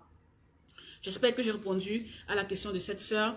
Ça, c'était les questions que nous avons eues, recensées aujourd'hui. Et je vais parler à quelqu'un, même si le temps nous fait défaut, ceux qui peuvent rester avec moi pour écouter, restez. Ceux qui ne peuvent pas et qui doivent aller se coucher, vous pouvez aller vous coucher. Je vais parler à quelqu'un aujourd'hui. Le titre de cette petite exhortation, c'est « Relève-toi si tu es tombé ». Peut-être certaines personnes parmi vous ne savent pas ce qui veut dire être tombé ou tomber. Le titre de cette exhortation, je vais parler à quelqu'un aujourd'hui. Relève-toi si tu es tombé. Et le verset biblique qui soutient ce message que je veux envoyer ce soir, elle se retrouve dans le livre de Proverbes, verset 24, chapitre 24, verset 16. Proverbes, chapitre 24, verset 16 dit que car 7 fois le juste tombe et il se relève. Je vais m'arrêter là. Car 7 fois le juste tombe et il se relève. Qu'est-ce qui veut dire tomber aujourd'hui? Comment quelqu'un peut savoir qu'il est tombé? On dit de quelqu'un qu'il est tombé. Il y a plusieurs catégories de personnes qui tombent tous les jours dans leur marche chrétienne, qui tombent tous les jours dans leurs engagements avec Dieu, qui tombent tous les jours dans leur identité en tant qu'enfant de Dieu. Est-ce qu'il y a une personne parmi vous qui m'écoute ce soir qui a essayé de donner sa vie à Jésus-Christ, mais il sent que ça n'a pas marché? Il a essayé de faire le pas. Il a voulu faire comme les autres. Il a confessé de la bouche. Il a cru du cœur. Mais après, il n'a pas pu tenir son engagement. Après une semaine, un mois, il est retourné d'où il venait. Est-ce qu'il y a quelqu'un qui est tombé, qui est dans cette catégorie? Je parle à cette personne ce soir. Je parle à une personne je parle ce soir à un chrétien qui est tombé dans un péché. Un péché qu'il avait déjà cessé de pratiquer depuis longtemps. Un péché qu'il avait déjà vaincu. Un péché qu'il avait déjà maîtrisé. Un péché qui n'était plus d'actualité. Mais ce chrétien-là s'est retrouvé en train de refaire le même péché. Est-ce que c'est le mensonge? Est-ce que c'est la masturbation? Est-ce que c'est l'orgueil? Est-ce que c'est la colère? Est-ce que c'est le vol? Est-ce que c'est la médisance? Qu'est-ce qui se passe aujourd'hui dans la vie de quelqu'un qui est tombé dans les choses qu'il avait abandonnées? Est-ce que c'est l'impudicité? Est-ce que c'est l'adultère? Est-ce que quelqu'un est tombé ce soir? Si quelqu'un est tombé ce soir, que vous levez la main s'il vous plaît dans les commentaires. Nous allons prier pour vous ce soir. Est-ce qu'il y a quelqu'un qui a fait du tort, un chrétien qui a fait du tort à quelqu'un, qui est tombé, il n'a pas pu tenir bon, il a blessé son ami, un autre chrétien, il a blessé son frère et soeur, son frère ou sa soeur chrétienne, il a blessé son pasteur, il a blessé quelqu'un dans sa communauté. Est-ce qu'il y a quelqu'un ce soir qui est tombé, qui a fait du tort et qu'il regrette? À un chrétien ou bien même à un païen, levez la main, ce soir je suis avec vous. Est-ce que quelqu'un ce soir est tombé? Est-ce qu'il y a une personne qui sent qu'il a rétrogradé dans sa vie avec Jésus? Quelqu'un qui était à un certain niveau spirituel, quelqu'un qui avait une certaine température spirituelle, mais qui se rend compte qu'aujourd'hui, peut-être par manque de discipline, peut-être par négligence, peut-être par défaut d'engagement, peut-être par un péché qui est revenu, la personne a rétrogradé. Il sent qu'il n'est plus au même niveau spirituel qu'avant. Il sent qu'il n'a plus le feu de l'onction qu'il avait avant. Il sent qu'il ne maîtrise plus sa communion avec le Seigneur. Est-ce que quelqu'un est tombé ce soir? Est-ce que quelqu'un est dans cette catégorie que la personne lève la main? Ça, c'est ce qui veut dire être tombé pour un chrétien. Que tous ceux qui sont déjà tombés, moi je suis tombée, moi je tombe presque tout le temps. Je vous continue de vous dire, je ne suis pas parfaite. Je me bats pour m'accrocher à la grâce de Jésus. Et je tombe aussi parce que je reste une humaine. Parce que parfois on veut faire bien, on fait mal. Parce que parfois on croit qu'on fait bien, on fait mal. Moi, je lève ma main ce soir parce que je sais que je suis déjà tombée. Et peut-être je suis même tombée récemment. Oui, c'est pas peut-être, je suis tombée récemment. On tombe de plusieurs façons. Est-ce qu'il y a quelqu'un qui se retrouve dans une catégorie ce soir? Je parle à cette personne ce soir de la même façon avec laquelle je me parle à moi-même. Que le Saint-Esprit m'utilise ce soir pour que je parle à l'esprit d'une personne ce soir. Je ne veux pas parler à ton âme, je ne parle pas à ton corps de chair. Je parle à ton esprit. Si quelqu'un est tombé, que quelqu'un ce soir soit avec moi. Il reste avec moi jusqu'à la fin pour qu'on puisse écouter ce que le Seigneur a à dire. Je prie afin que je décroisse et que le Seigneur croisse et que le Seigneur prenne la place, que le Seigneur prenne le contrôle de cette langue-là et l'utilise pour sa gloire et pour la libération de certaines personnes parmi vous qui m'écoutez ce soir. Ce que je veux dire à quelqu'un qui est tombé, est-ce qu'il y a quelqu'un parmi vous qui a eu à faire le désordre dans son mariage et c'est-à-dire la personne est tombée? Est-ce qu'il y a quelqu'un parmi vous qui a eu à faire le désordre dans ses finances et la personne donc est tombée? Est-ce qu'il y a une personne parmi vous qui a eu à mal parler, à calomnier, à dire quelque chose de mauvais, à penser quelque chose de mauvais de quelqu'un alors qu'il s'était trompé? Nous sommes là ce soir pour reconnaître que nous sommes des humains, pour accepter. Oui, ma sœur Emma, vous dites que vous avez faibli dans la prière. Vous êtes tombée, ma sœur Emma. Nous sommes là ce soir pour qu'on se relève ensemble. Oui, mon frère Nathan, vous êtes tombé. Mon frère Romuald, vous êtes tombé. Ma sœur Paola, ma sœur Maria Kange. Moi aussi, je suis la précieuse Diane. Nous sommes tombés. Nous sommes là ce soir pour nous relever. Je veux dire à quelqu'un ce soir, n'écoute pas la voix de ta conscience qui te condamne. Ta conscience est ton premier ennemi. Parfois, la conscience fait du bon travail. La conscience, parfois, t'interpelle. La conscience, parfois, laisse le Saint-Esprit parler pour te ramener aux choses qui glorifient Dieu. Mais parfois aussi, la conscience est habitée par la chair. Parfois aussi, la conscience se laisse guider par la chair. Et la conscience se met à vous condamner. Je veux dire à quelqu'un ce soir, n'écoute pas la voix de ta conscience qui te condamne. N'écoute pas ta conscience qui te dit tu ne peux pas te relever. N'écoute pas ta conscience qui te dit que Dieu ne peut pas te pardonner. N'écoute pas ta conscience qui te dit que tu ne peux pas réparer. N'écoute pas ta conscience qui te dit que ce péché ne peut pas être oublié. Ne l'écoute pas. Nous sommes là ce soir. Fermons nos oreilles à notre conscience méchante. Fermons nos oreilles à notre conscience qui est inspirée par la chair et non par le Saint-Esprit. Je suis là ce soir pour dire à quelqu'un, n'écoute pas la voix de la société qui te juge. Il y a des gens parmi vous qui vous ont déjà jugé, qui vous ont mis des étiquettes, qui vous disent que non, toi, ce que tu as fait là, vraiment, un chrétien ne peut pas faire ça. Toi là, tu as gâté le coin. N'écoutez pas ces gens-là qui sont inspirés par Satan l'ennemi. N'écoutez pas ces serviteurs de Dieu ou ces servantes de Dieu qui vous disent que non, toi ce que tu as fait, ton dossier est en attente, ton coup de fil vers l'éternel est sur le répondeur, parce que ce que tu as fait est grave. N'écoute pas la société. N'écoute pas ton conjoint qui te dit non, tu es tombé trop bas. Je n'ai jamais vu quelqu'un qui peut se relever comme toi. Non, toi tu vas te relever ce soir mon frère. Je dis au nom de Jésus, toi tu vas te relever ce soir ma soeur. N'écoutez pas ces gens-là, vos collègues de travail, les gens de la famille qui vous ont vu dans vos faiblesses, qui vous ont vu tomber et qui pensent que vous n'allez pas vous relever. Il n'y a plus rien à faire pour vous. La condamnation est arrêtée. Nous commençons déjà par ne pas les écouter. Ce sont des menteurs. Je veux dire à quelqu'un encore ce soir, n'écoute pas la voix de Satan qui t'expose à la condamnation. Satan est un menteur. Il est le père du mensonge. Il est menteur depuis le commencement. Satan va te dire, de la façon avec laquelle tu n'arrives pas à lire ta Bible, sache que tu es déjà perdu. Tu as déjà mal démarré avec Dieu.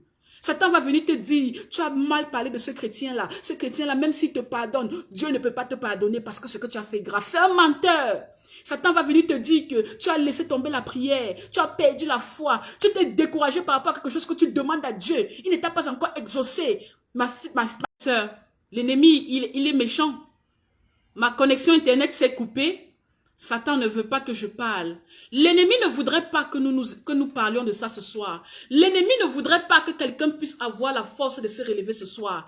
L'ennemi ne veut pas que quelqu'un puisse écouter ce message ce soir. La connexion a été interrompue. C'est la première fois que j'ai jamais, avec cette nouvelle connexion.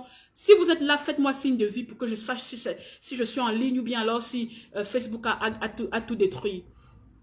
Donc, nous avons les messages. Je ne sais pas si je suis encore en ligne. Ma connexion a été interrompue. L'ennemi ne veut pas que quelqu'un écoute ce message ce soir, mais nous sommes là. Par le feu du Saint-Esprit, que cette connexion tienne jusqu'à la fin. Est-ce qu'il y a quelqu'un qui m'écoute ce soir?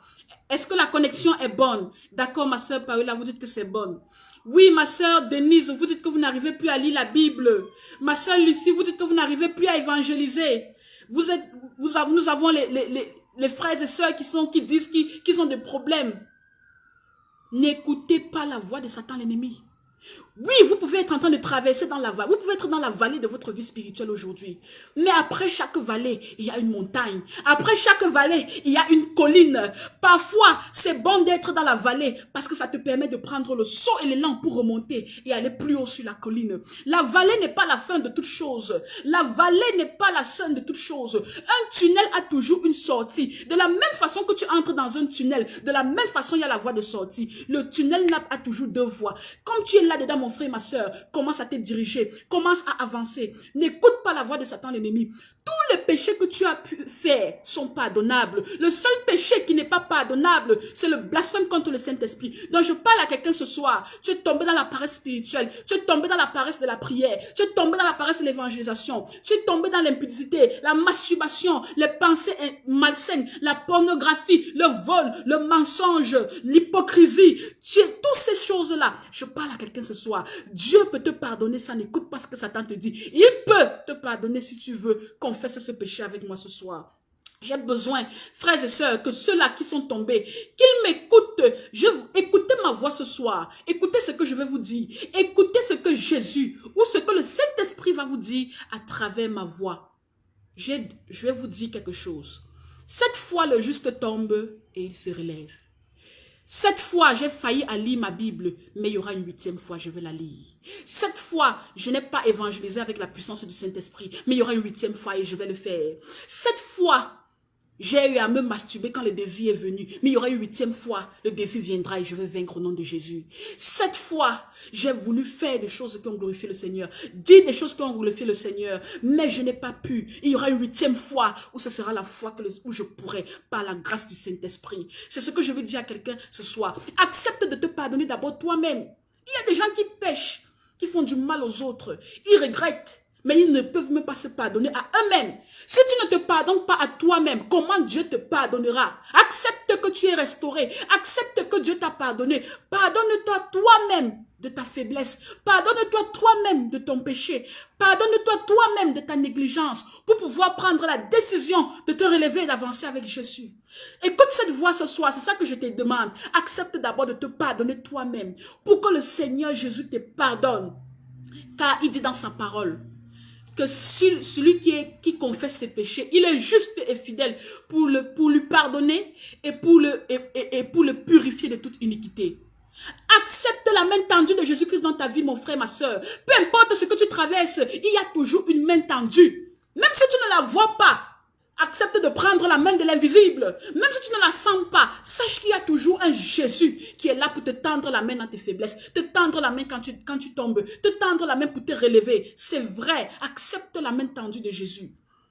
Accepte et laisse Jésus-Christ te purifier. Toi qui es dans la faiblesse, toi qui es dans l'égarement, toi qui es dans la distraction, toi qui es dans les œuvres iniques, accepte la purification de Jésus pour avancer. La balle est dans ton camp, accepte mon frère, accepte ma soeur, accepte que tu as mal fait, accepte et dis devant Dieu, Seigneur, je devais lire ma Bible normalement, je n'ai pas lu. Au lieu de ça, je faisais autre chose. J'accepte, je reconnais mon tort. Tu dois d'abord accepter pour pouvoir avancer. Si tu trouves les justificatifs, si tu veux toujours dire à Jésus, non, j'ai fait ça, c'était parce que. Non, c'était pas. Laisse les raisons, laisse tout. Dépose le fardeau à la croix de Christ. Si tu veux justifier, ça veut dire que tu acceptes de porter ce fardeau. Et quand le fardeau devient lourd, tu ne peux plus avancer. Quand le fardeau devient lourd, tu deviens bloqué, tu deviens lourd spirituellement. Accepte et reconnais ton tort pour avancer. Dis, Seigneur Jésus, j'ai mal fait, mais je suis prête à recommencer à zéro avec toi. Laisse Jésus-Christ te justifier devant Dieu le Père. Il est le seul qui peut te justifier devant Dieu. Tu ne peux pas le faire. Même si tu veux réparer tes erreurs de toi-même, tu ne pourras pas. Même si tu veux toi-même te justifier de tes erreurs, tu ne pourras pas. Seul Jésus-Christ a été trouvé digne de vous justifier devant le trône céleste, de revêtir sur vous un habit blanc de justice, de paix, de sanctification et de pureté. Accepte que Jésus lui-même te justifie. Essaye encore, ne te décourage pas. Ça ne va pas lundi, vas-y mardi. Ce n'est pas mardi, ce sera mercredi. Ce n'est pas mercredi, ce sera jeudi. Au nom de Jésus, il y aura un jour pour toi. Il n'y aura pas que la nuit. Tu ne peux pas vivre toute la nuit. Ta vie ne peut pas être que les ténèbres. Ta vie ne peut pas être que l'échec. Ta vie ne peut pas être que la pauvreté. Ta vie ne peut pas être que le blocage. Ta vie ne peut pas être que la stérilité. Il y a un temps pour toutes choses. Quelle que soit la longueur de la nuit, le soleil finit toujours par se lever. Quelle que soit la durée de la nuit, le soleil finit toujours par se lever. Quelle que soit la durée de tes problèmes, il y aura toujours un jour nouveau pour toi où tu vas recommencer avec l'Éternel. Quelle que soit la durée de ta faiblesse, il y aura toujours un jour de renouveau où tu vas recommencer à te lever avec le Seigneur Jésus. Oui, ma sœur Lucie, vous dites que j'accepte la négligence. Je reconnais tous mes torts, Seigneur Jésus. Seigneur Jésus, voilà ta fille. Elle accepte qu'elle était négligente. Elle reconnaît, il n'y a aucun justificatif. Elle reconnaît qu'elle n'a pas fait ce qu'elle devait faire. La voilà, Seigneur. Porte son fardeau. Fais de ça ton fardeau. Toi qui dis, venez à moi, vous qui êtes fatigués et chargés. Je vous donnerai du repos. Je dis à quelqu'un ce soir, essaye, ne te décourage pas, essaye encore. Même si c'était dur, essaye encore. Pourquoi? Parce qu'un chien vivant vaut mieux qu'un lion mort. Je répète, un chien vivant vaut mieux qu'un lion mort. Tant qu'il y a la vie, il y a l'espoir. Alléluia. Tant qu'il y a la vie, il y a l'espoir. Amen. Tant qu'il y a la vie, il y a l'espoir pour tous les enfants de Dieu, pour tous les rachetés du royaume. Je veux donc qu'on déclare ensemble ce soir. Puisque nous avons confessé nos péchés, puisque nous avons reconnu que nous sommes tombés, puisque nous avons reconnu que nous avons été insuffisants devant le trône céleste, puisque nous avons reconnu les faiblesses, puisque nous avons reconnu que nous n'avons pas été de bons et fidèles serviteurs. Nous passons donc au stade de la déclaration. Nous avons reconnu, Seigneur. Nous allons déclarer avec moi et accepter ces paroles positives pour qu'elles prennent effet dans votre vie.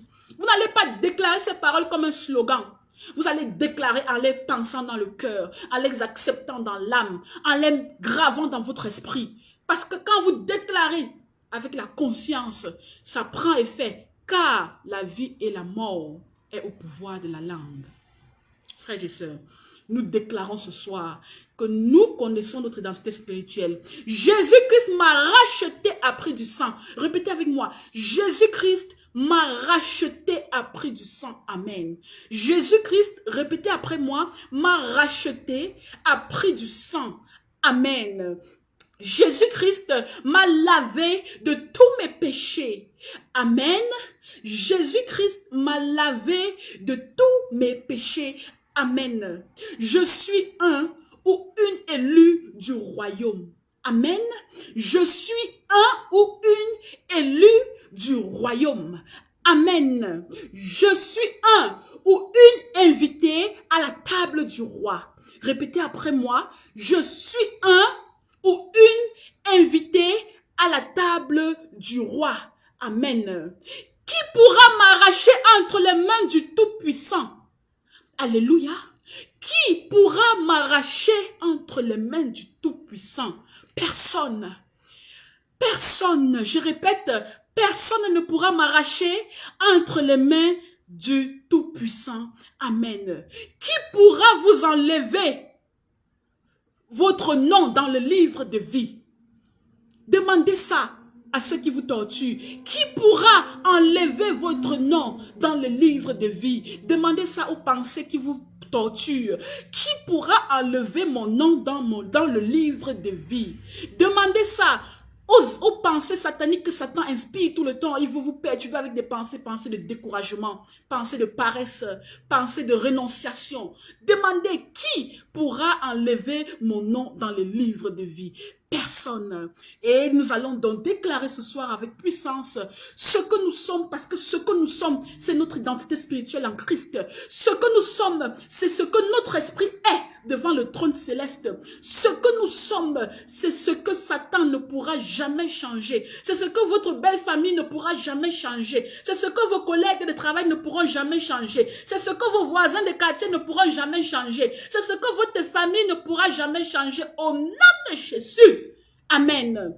Donc, chacun va déclarer ce qu'il est pour Dieu et nous allons déclarer pendant 1 ou 2 minutes et nous allons passer à la prière finale. Seigneur Jésus, je reconnais que je suis une élue du royaume. Je suis une précieuse fille de l'Éternel. Je suis une invitée à la table des rois. Je suis la prunelle des yeux de l'Éternel. Je suis le rayon de soleil du Seigneur Jésus-Christ. Je suis la montagne de Zion de l'Éternel. Qui pourra m'enlever entre les mains de Jésus? Qui pourra effacer mon nom du livre de vie? Qui pourra ouvrir une porte que Jésus a fermée? Qui pourra fermer une porte que l'Éternel a ouverte? Qui pourra me faire renoncer au Seigneur Jésus-Christ? Seigneur Jésus, qui est-ce que tu es pour moi? Est-ce que vous savez ce que Jésus est pour vous? Répétez à haute intelligible voix, Seigneur Jésus-Christ, tu es mon Seigneur et mon Sauveur. Amen. Seigneur Jésus-Christ, tu es le lion de la tribu de Juda. Seigneur Jésus, tu es mon avocat auprès du Père. Seigneur Jésus, tu es le souverain sacrificateur à perpétuité selon l'ordre de Melchizedek. Seigneur Jésus, tu es l'agneau immolé qui est mort sur la croix pour payer mes péchés. Seigneur Jésus, tu es celui qui garde mon départ et mon arrivée. Seigneur Jésus, tu es celui qui me protège et qui me couvre de tes ailes et sous tes plumes je trouve un refuge. Seigneur Jésus, tu es celui qui vit en moi. Seigneur Jésus, tu es celui qui est en moi et tu es plus fort que celui qui est dans le monde. Seigneur Jésus, tu es mon souverain sacrificateur. Tu es celui-là qui m'a béni de toutes les bénédictions célestes. Seigneur Jésus, tu es celui qui m'a fait asseoir à la droite de Dieu, près du Père, dans le lieu céleste. Seigneur Jésus, tu es celui qui allait réparer un lieu de repos, une demeure pour moi. Seigneur Jésus, tu es celui qui reviendra me chercher le jour de ton avènement. Seigneur Jésus, tu es celui qui va me donner toutes mes récompenses célestes devant le tribunal blanc. Seigneur Jésus, tu es celui qui me protège, tu es celui qui m'héberge, tu es celui qui me garde, tu es celui qui me sécurise, tu es celui qui me guérit quand je suis malade, tu es celui qui purifie mon âme quand je suis dans la faiblesse, tu es celui qui se glorifie dans mes faiblesses au nom de Jésus. Amen. Quand vous avez déjà installé ça dans votre esprit, quand vous êtes conscient de votre identité spirituelle, quand vous êtes conscient de qui est Jésus pour vous, là maintenant vous prenez courage, frères et sœurs. Que ceux qui sont dans des faiblesses, abandonnez la faiblesse et relevez-vous. Que ceux qui sont tombés dans le péché, abandonnez le péché et relevez-vous. Que ceux qui ont commencé à perdre la foi, reprenez courage et continuez dans la fortification. Que ceux qui sont déjà entrés dans le découragement, bannissez, détruisez, chassez le découragement et relevez-vous pour continuer comme de vaillants combattants. Que ceux qui tombent dans le péché et ne se découragent pas, relevez-vous encore, essayez encore. Nous allons donc prier, nous allons donc élever ensemble des paroles devant le trône céleste afin que demain soit un jour nouveau, afin que demain soit un jour spécial, afin que demain soit un jour encore de victoire. Pourquoi? Parce que nous combattons déjà dans la victoire. Nous ne combattons pas pour une victoire. Nous avons déjà la victoire. Mettons-nous en présence du Seigneur Jésus-Christ et adorons-le. Nous te bénissons, nous t'exaltons ce soir, Seigneur Jésus. C'est toujours un plaisir pour moi, Seigneur Jésus, de te parler, de te prier, de chanter tes louanges et d'élever ton saint nom. Oh mon Dieu, oh Seigneur Jésus, qui pourra m'arracher entre tes mains puissantes? Je bénis ton saint nom. J'élève ta majesté.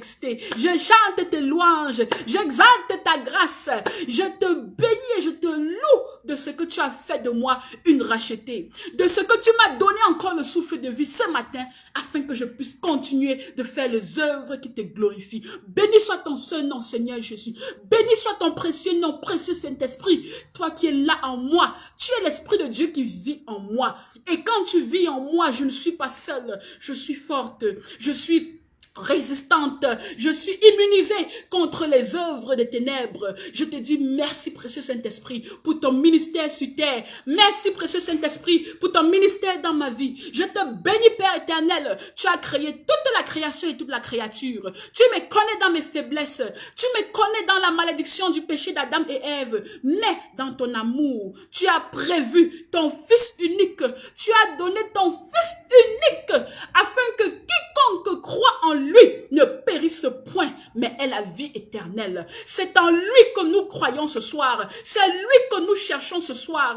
C'est lui que nous élevons ce soir. Plus que tu dis dans ta parole, là où 2 ou 3 sont réunis en mon nom, je suis. Je prie ce soir, Seigneur Jésus, afin que tu touches l'esprit de tous ceux qui m'écoutent et qui sont tombés dans des faiblesses. Afin que tu touches l'esprit de tous ceux qui m'écoutent et qui ont un péché qu'ils n'arrivent pas à dominer. Je prie ce soir afin que tu touches l'esprit de tous ceux-là qui m'écoutent et qui ont besoin de chercher ta face, qui ont besoin de recommunier avec toi, qui ont besoin de commencer où ils se sont arrêtés, qui ont besoin de se relever puissamment pour marcher avec joie, pour marcher avec zèle, pour courir juste pour l'espérance de leur salut. Père éternel, je prie pour eux ce soir, afin que ton onction les touche au nom de Jésus, afin que Seigneur, une force entre en eux, la force de ton Saint-Esprit, pour retirer tout ce qu'il y a comme faiblesse, pour retirer tout ce qu'il y a comme paresse, pour retirer tout ce qu'il y a comme procrastination au nom tout-puissant du Seigneur Jésus-Christ de Nazareth.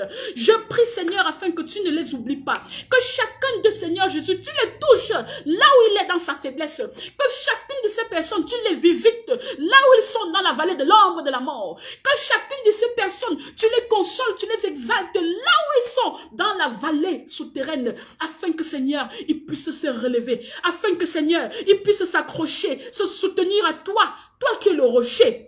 Je prie pour eux ce soir, Père éternel, que tu puisses les relever de ta force puissante afin qu'ils continuent leur marche. Je prie Seigneur Jésus pour que tu continues de nettoyer et de purifier leur conscience des œuvres mauvaises. Que le précieux Saint-Esprit puisse nettoyer les mauvaises pensées, enlever les pensées sataniques, enlever tout ce qui ne glorifie pas Satan. Que ton puissant Saint-Esprit Seigneur puisse leur donner la force intérieure de recommencer, la force intérieure de continuer. Car seuls ceux qui persévéreront jusqu'à la fin seront sauvés au nom de Jésus. Je prie Père éternel, car tu es celui qui nous purifie des œuvres mortes. Tu es celui qui nous purifie de la foi morte. Tu es celui qui nous purifie des mauvaises consciences. Je prie donc que ta purification spirituelle prenne effet dans leur vie au nom de Jésus.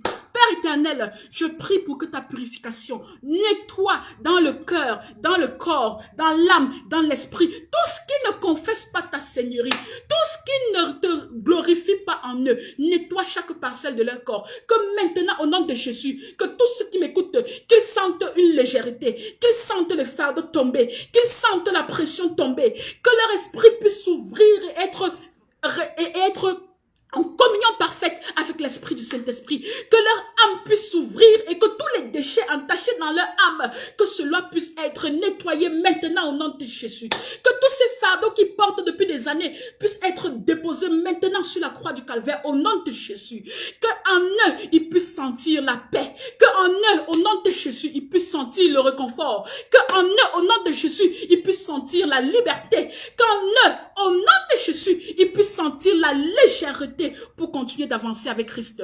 Je prie Seigneur pour que tous ceux qui m'écoutent, que tu inspires à leur esprit une nouvelle vision pour leur futur. Donne-leur de nouveaux projets. Inspire une nouvelle vision. Permets qu'ils puissent continuer de croire en toi. Permets qu'ils puissent continuer d'espérer. Sois un rocher sur lequel ils vont se courber, Seigneur, pour continuer de marcher quand c'est difficile. Garde le départ et l'arrivée dans tout ce qu'ils feront et montre-leur, Seigneur Jésus. Manifeste-toi dans leur vie, peu importe les circonstances, afin qu'ils comprennent et qu'ils sachent que tu es celui qui fait toutes choses. Je prie donc Seigneur pour que tu puisses mettre sur eux tout ce qui m'écoute maintenant au nom de Jésus une huile nouvelle, que cette huile nouvelle descende de la tête jusqu'aux orteils, qu'en descendant de la tête jusqu'aux orteils, que ça renouvelle l'onction en eux, que ça purifie tout ce qui est négatif en eux, que ça les allège des fardeaux, que ça entraîne la guérison pour ceux qui sont malades au nom de Jésus, que ça entraîne la libération pour ceux qui ont des douleurs chroniques au nom de Jésus. Que ça entraîne les déblocages pour ceux qui ont des choses bloquées au nom de Jésus. Que la manifestation du Saint-Esprit soit forte et que toutes ces œuvres de Satan soient brisées maintenant au nom de Jésus. Je prie, Seigneur, pour que tu leur montres le chemin de la persévérance au nom de Jésus, le chemin de la sanctification au nom de Jésus, le chemin de la fortification au nom de Jésus, le chemin de ta vision au nom de Jésus, le chemin, Seigneur, de la résistance, afin que tous arrivent à bon port au nom de Jésus. Que ton sang coule, Seigneur Jésus, que ton sang puisse être là pour nous réclamer entre les mains de Satan l'ennemi, que ton sang puisse être là, Seigneur, pour nous réclamer dans les prisons dans lesquelles nous sommes enchaînés. Que celui qui est dans la prison des mauvaises pensées soit délivré maintenant de sa captivité au nom de Jésus. Que celui qui est dans la prison de la maladie soit délivré maintenant de cette maladie au nom de Jésus. Que celui qui est dans la prison du désespoir soit délivré maintenant au nom de Jésus. Que celui qui est dans la prison de la dépression, du stress, de l'anxiété soit délivré maintenant au nom de Jésus. Que tous les cadenas tombent maintenant, car Seigneur, ton nom est élevé ce soir. Que toutes les chaînes tombent maintenant, Seigneur, car c'est ton nom que nous adorons ce soir au nom de Jésus. Tu dis dans ta parole, cherchez et vous trouverez. Demandez, on vous donnera. Nous demandons ce soir, Seigneur, ta visitation. Nous demandons ce soir, Seigneur, ton onction. Nous demandons ce soir, Seigneur, ta libération. Et c'est au nom tout puissant du Seigneur Jésus-Christ de Nazareth que nous avons prié, que nous avons renouvelé la vision, l'onction de Christ en nous, et que nous avons rétabli la communion parfaite pour une consécration éternelle au nom tout-puissant du Seigneur Jésus-Christ de Nazareth. Nous avons prié. Amen. Que le Seigneur Jésus vous bénisse tous. Que le Seigneur Jésus soit votre partage. À la prochaine, s'il plaît à Dieu.